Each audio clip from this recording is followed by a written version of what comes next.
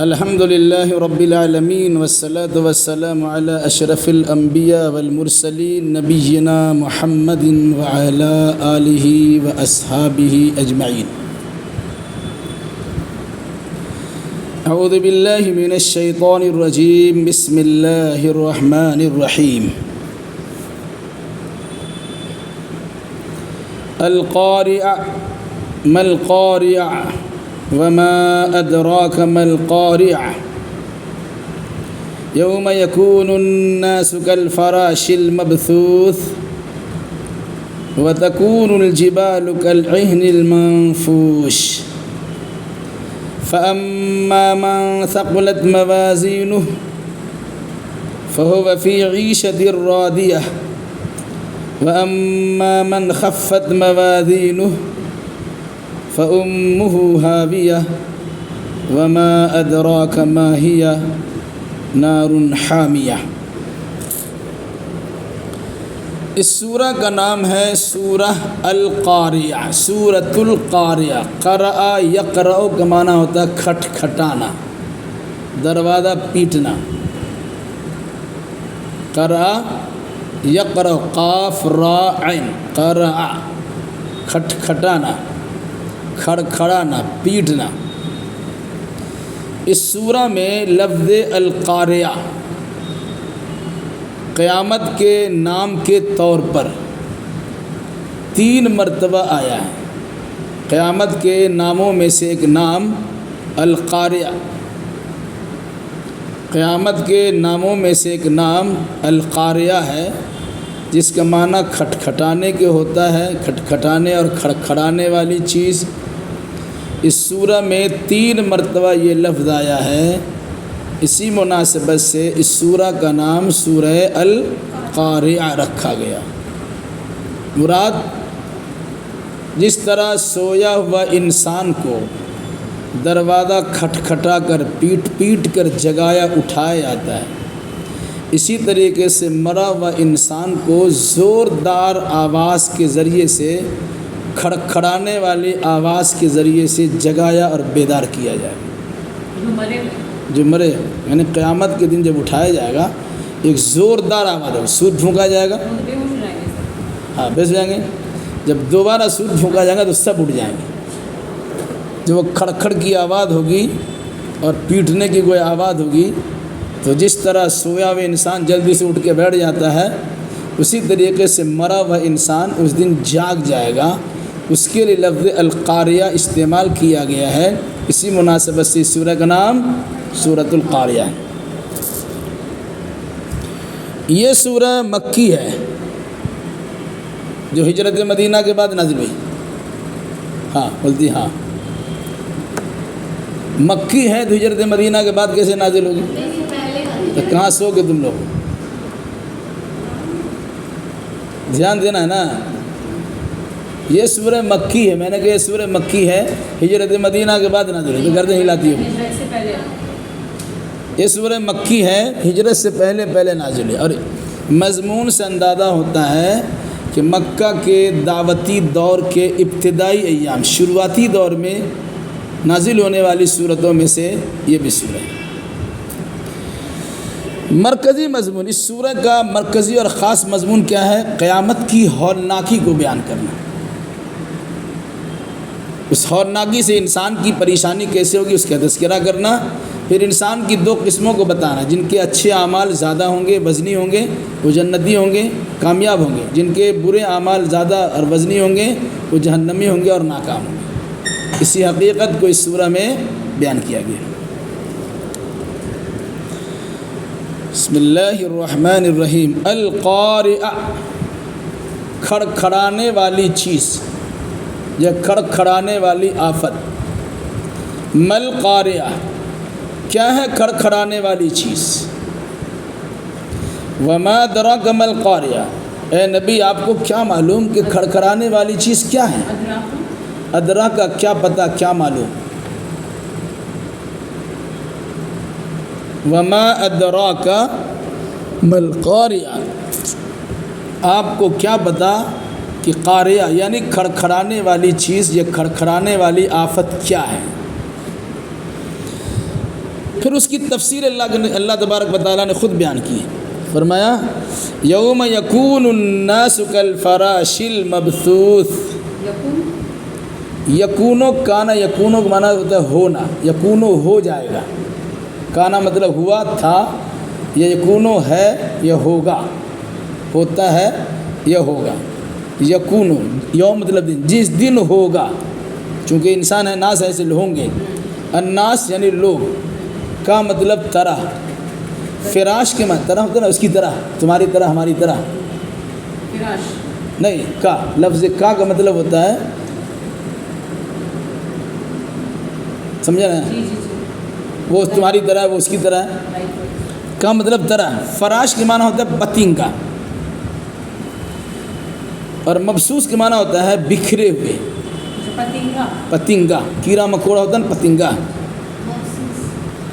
جیسے مبسوس کے مطلب ہوتا ہے بکھرا ہوا، پھیلا ہوا، منتشر، مطلب جس دن ہو جائیں گے لوگ بکھرے ہوئے پتنگوں کی طرح، مطلب آپ دیکھتے ہیں جب موم بتی شمع جلتی ہے اس پر پروانے منڈلاتے رہتے ہیں، ایک تو صورت یہ ہوتی ہے، دوسری صورت دیکھیے خاص طور سے بسا اوقات جب برسات وغیرہ کے موقع پر بجلی کے پاس میں کچھ کیڑے ہوتے ہیں، اس کی حید کیا ہوتی ہے، بس گھوم رہا ہے، اس کو کیا معاملہ کیا ہو رہا ہے، کہا جس دن انسان بکھرے ہوئے پتنگوں کی طرح ہو جائیں گے، مراد کیا ہے،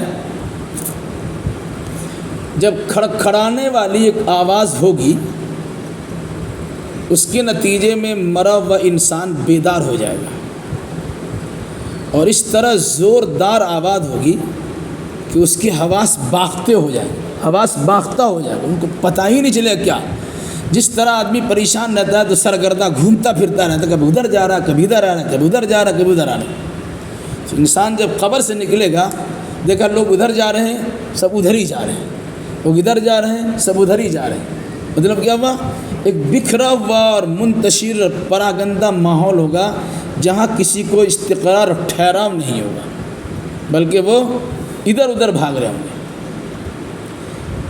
ہوش میں تو ضرور آئیں گے لیکن بے ہوشی کی طرح ہوش میں ہوں گے، ان کو ایک جگہ ٹھہرنے کی سوچ بھی نہیں آئے گی، بلکہ ادھر سے ادھر بھاگنا، جس طرح پتنگوں کی شکل ہوتی ہے اس طرح حیران ہے، پریشان ہے، سرگرداں کا انسان کی حالت یہ ہوگی۔ اب اس کے چھوٹی موٹی مثال دیکھنا ہو تو آپ دیکھ لیجئے، کسی اسٹیشن پہ جائیے،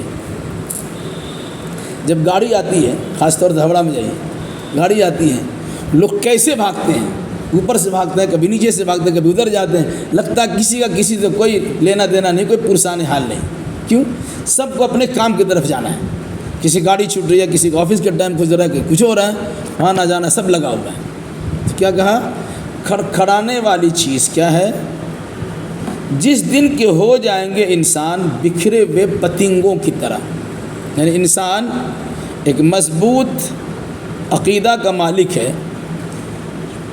ٹھہرنے کی ذہنیت اور صلاحیت رکھتا ہے، لیکن اس دن کی تباہی کو، ہلاکت کو، آفت و مصیبت کو دیکھ کر انسان کا قدم ایک جگہ جمے گا نہیں، بلکہ وہ ادھر سے ادھر کرے گا، حیران و پریشان اور سرگردہ رہے گا اس کھڑکھڑانے والی آواز کے نتیجے میں، یعنی قیامت کا عالم یہ ہوگا، ایک صفت یہ بتائی گئی۔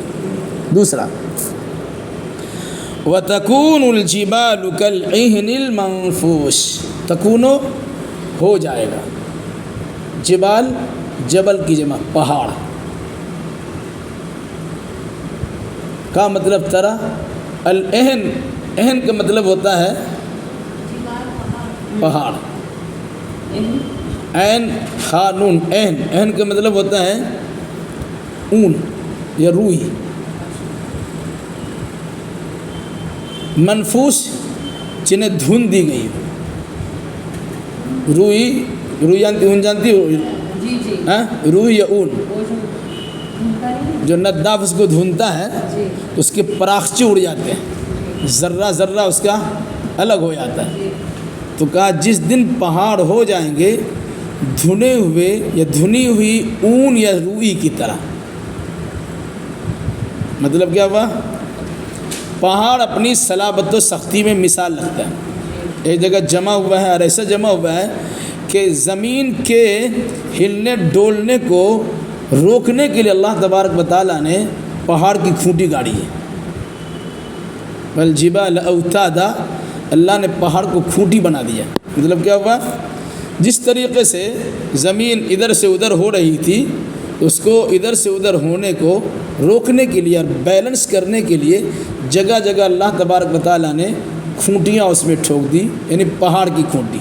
جیسے جہاز کو دریا اور سمندر میں لنگر انداز کیا جاتا ہے تو موٹے موٹے رسوں میں وہ آنکڑے کانٹے دار لگائے جاتے ہیں، پھر اسے نیچے ڈالا جاتا ہے، وہ اس کو پکڑ کے رکھتے ہیں۔ تو یہ زمین کو گویا زمین کو بیلنس رکھنے کے لیے اللہ تبارک و تعالیٰ نے جو پہاڑ کی مضبوط کھوٹیاں گاڑی، اس کھوٹی کا یہ عالم ہوگا، اس کے پراخچے اڑ جائیں گے، اس کا ریزہ ریزہ چورا چورا یہ ہو جائے گا۔ یعنی ایک طریقے سے پہاڑ تھا، اب وہ ایسا ہو گیا ایسا لگتا ہے کہ بالو ہے یا راکھ ہے، یعنی وہ اس کا کوئی وزن ہی نہیں، ہوا کے جھونکوں نے اس کو اڑا کے پھینک دیا۔ مطلب کیا ہوا؟ جب یہ پہاڑ جو زمین کے حرکتوں کو روکنے کے لیے کھوٹی کے طور پر استعمال کیا گیا، اس کا حال ایسا ہوگا کہ اس کے پراخچے اڑ جائیں گے، تو بڑے بڑے مکانات اور بلڈنگوں کا کیا حال ہوگا جس میں انسان رہتا ہے۔ انسان سوچے کیسے ہو سکتا ہے؟ تو انسان کے ذہن و دماغ میں اللہ تبارک و تعالیٰ نے ایسی صلاحیت پیدا کر دی کہ جس کے نتیجے میں ان چیزوں کا سمجھنا بڑا آسان ہو گیا۔ آپ کہہ سکتے ہیں سائنسی ایجادات و اکتشافات نے حقیقت پر سے پردہ ہٹا دیا ہے، اب سمجھنا بڑا آسان ہوتا ہے۔ اب چلے یہ پہاڑی علاقوں میں جب پہاڑ کو توڑا جاتا ہے اس پہ بم برسایا جاتا ہے، بم کے چھوٹا چھوٹا گولا اس پہ ڈالا، پھٹتا ہے تو اس کے ذرات نکلتے ہیں، ٹھیک ہے؟ نتیجہ کیا ہوتا؟ اب پاکڑ کے علاقے میں چلو جھارکھنڈ چلے جاؤ، اس سے گٹی اور چپس نکالا جاتا ہے، جسے زمین کے ڈھالنے میں اور مکانات کے بنانے میں استعمال ہوتا ہے۔ وہ تو پہاڑ ہے، کیسے اس کو توڑا گیا؟ اس کو توڑنے کی کیفیت کیا ہے؟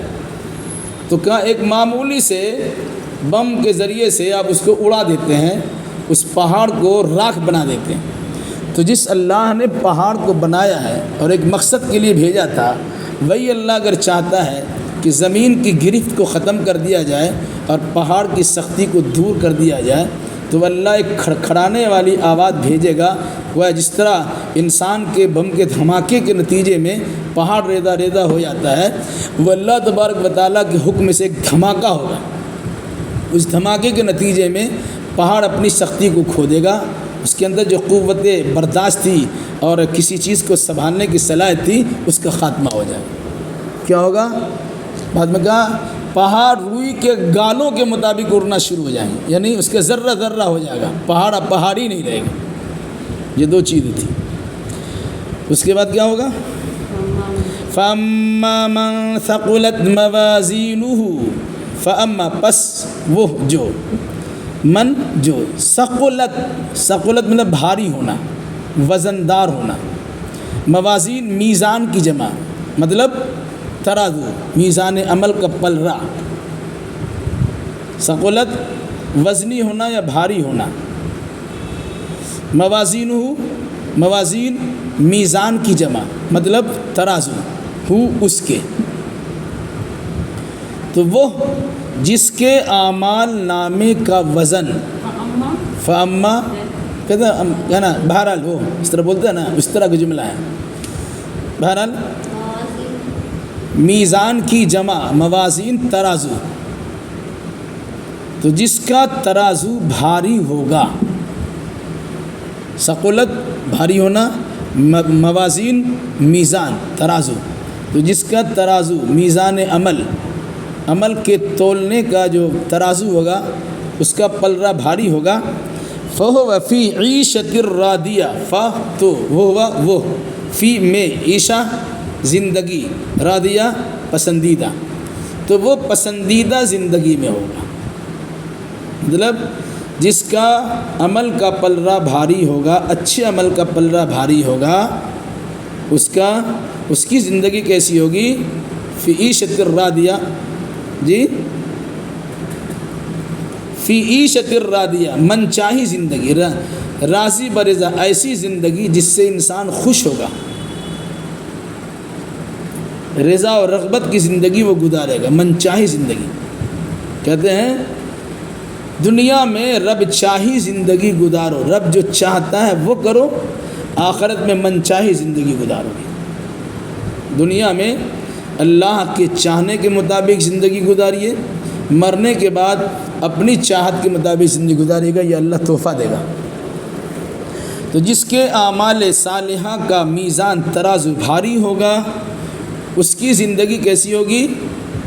خوش و خرم زندگی ہوگی۔ فی عیشت الراضیہ، وہ خوشی خوشی زندگی گزارے گا۔ وَأَمَّا مَنْ، اور رہے وہ لوگ، من خفت، جس کے ہلکے ہوں گے، موازینہ، میزان ترازو، جس کا میزان عمل ہلکا ہوگا، فَأُمُّهُ ہاویہ، خفت ہلکا ہونا، خفیف، ثقلت بھاری ہونا، خفت ہلکا ہونا، جس کا عمل کا ترازو، صحیح عمل کا ترازو ہلکا ہوگا، فَأُمُّهُ، فا مطلب تو، امو مطلب ماں، ہو مطلب اس کے، تو اس کی ماں، ماں مطلب کیا ہوتا ہے یہاں پر؟ ٹھکانہ، کیونکہ بچے جب ادھر ادھر جاتے ہیں، ٹھکائی پٹائی ہوتی ہے، کچھ ہوتا ہے، لوٹ کے ماں کے پاس آتے ہیں، اس لیے کہا گیا، امہ، اس کے لوٹنے کی جگہ، مراد ٹھکانہ، فَأُمُّهُ ہاویہ، تو اس کا ٹھکانہ ہاویہ ہوگا۔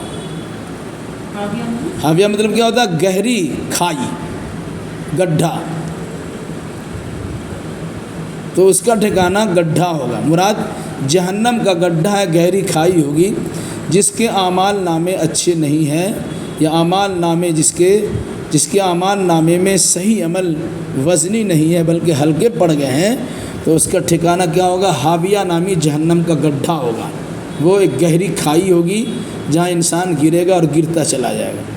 کہا گیا وما ادراک ما ہی، آپ کو کیا معلوم کہ وہ کیا ہے؟ ما مطلب کیا؟ ہیا جیسے مؤنث ہوا مرد کے لیے، ہیا مؤنث کے لیے، عورت کے لیے، ہو یعنی مراد وہ گڈھا کیا ہے؟ کہا کیا ہے وہ؟ ما مطلب کیا، ہیا مطلب وہ، ہاویہ چونکہ مؤنث ہے اس لیے ہیا اس کے لیے استعمال ہوا۔ وما ادراک ما ہی، آپ کو کیا پتہ کیا ہے وہ؟ نار حامیہ، نار مطلب آگ، حامیہ مطلب گرم، وہ گرم آگ کی جگہ ہوگی، گرم آگ ہے یعنی وہ حاویہ گرم آگ کی جگہ، ساری آگ تو گرم ہی ہوتی ہے لیکن حامیہ مطلب گرم۔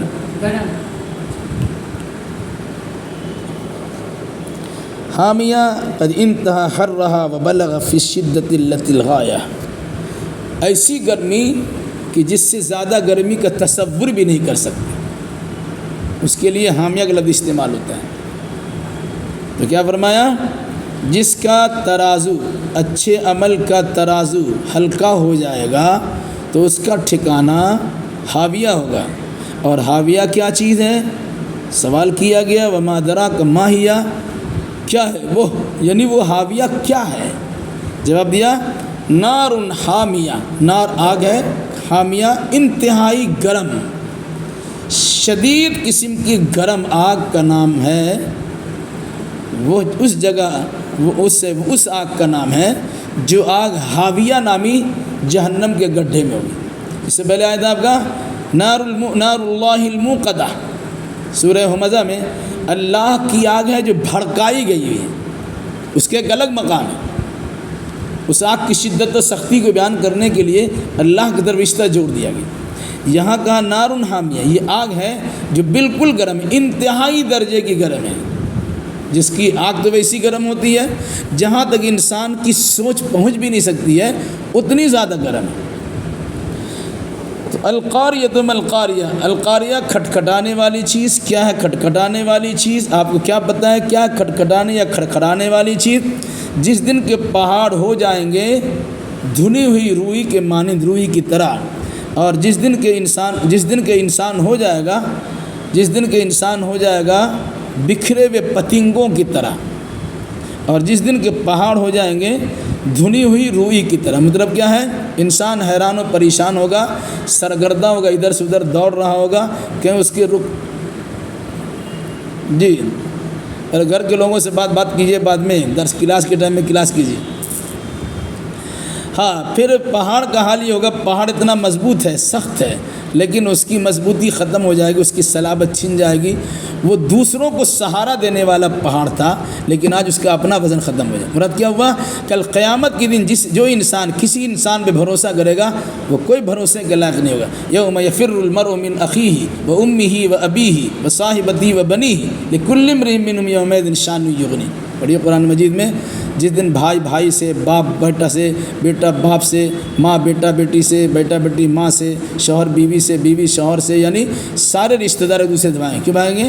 کیونکہ ہر انسان کو اپنی پڑی ہوئی، ہم کو جواب دینا ہے، ہمارا معاملہ ہے، ہم کو حساب دینا ہے. جیسے امتحان کی گھڑی ہو، پوچھا جائے گا، اس وقت کوئی آپ سے پوچھتا ہے رکو نا بھائی ہمارا ایگزام اپنی تیاری کرنی ہے، ہم کو اپنا حساب دینا ہے. یہ تو چھوٹا موٹا کا حساب کا معاملہ ہے. تو بڑا حساب ہوگا، وہاں ایک دوسرے کو دیکھ کے بھاگے گا. ابتدائی مرحلے میں کیسا نہ ہو، نیکی گھٹے گی تو مانگ لے بھائی تھوڑا سا دے دے، تو وہاں کوئی مانگے گا بھی ملے گا نہیں، کیونکہ وہ تو کتنا کے چلے جائیں گے. ہاں، جب سے معاملہ ٹھیک ہو جائے گا، رزلٹ اچھا آ جائے گا، کامیابی مل جائے گی، رپورٹ عمدہ ملے گا، سرٹیفکیٹ کامیابی کا سرٹیفکیٹ ملے گا.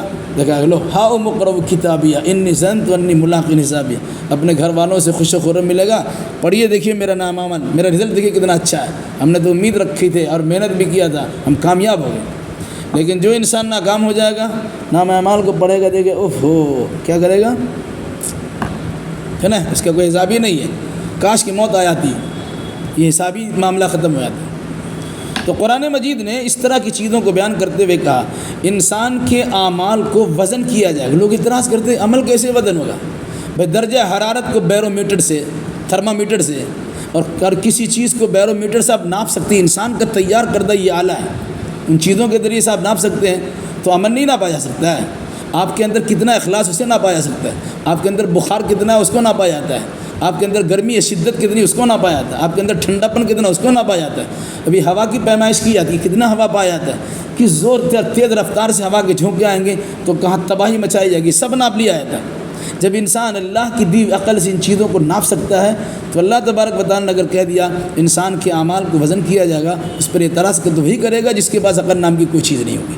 بہرحال تو جو انسان اچھا عمل پیش کیا اس کے برے اعمال بھی ہیں. اب دونوں ترازو میں رکھا جائے گا. اچھا عمل والا پلہ جس کا بھاری ہو گیا، برے عمل کا پلہ اس کا ہلکا ہو گیا. یہ بھاری ہونے کے نتیجے میں اب یہ جنتی ہو گیا. جس کے برے عمل کا پلہ بھاری بن گیا اور اچھے عمل کا پلہ ہلکا پڑ گیا، یہ جہنمی ہو جائیں گے. تو قرآن نے کہا جس کے اعمال کا ترازو کا پلہ، اچھے عمل کے ترازو کا پلہ بھاری ہوگا، وفی عیشۃ راضیہ، وہ من چاہی زندگی گزارے گا. اور جس کے اچھے عمل کا پلہ ہلکا پڑ گیا تو اس کا ٹھکانہ حاویہ ہے. حاویہ کے بارے میں سوال کر کے آدمی کی توجہ کو دلایا کہ تم بے عملی کرتے ہو، کوتاہی برتتے ہو، ذرا حاویہ کو اپنے سامنے رکھو. حاویہ کیا ہے؟ نار حامیہ. وہ مرکز ہے، وہ مستر ہے، وہ ٹھکانہ ہے انتہائی گرم آگ کی. اب انسان جلے گا تو اس کا حال کیا ہوگا؟ اس لیے اللہ تبارک و تعالیٰ دعا کیجیے اللہ ہمیں اچھے اعمال کی توفیق دے، برے اعمال سے بچائے، حاویہ سے محفوظ رکھے اور عیشۃ الراضیہ، من چاہی زندگی گزارنے کی سہولیات فراہم کر دے. اقول قولی ھذا واستغفر اللہ لی ولکم ولسائر المسلمین وآخر دعوانا ان الحمد للہ رب العالمین.